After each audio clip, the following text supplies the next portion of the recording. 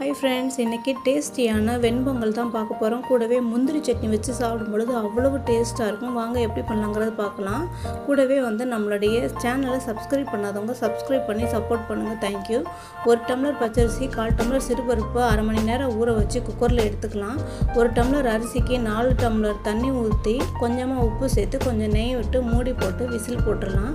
ஒரு 4 விசில் வரட்டும். அப்போ தான் நம்மளுக்கு அரிசி நல்லா சாதம் மசிஞ்சு கிடைக்கும்.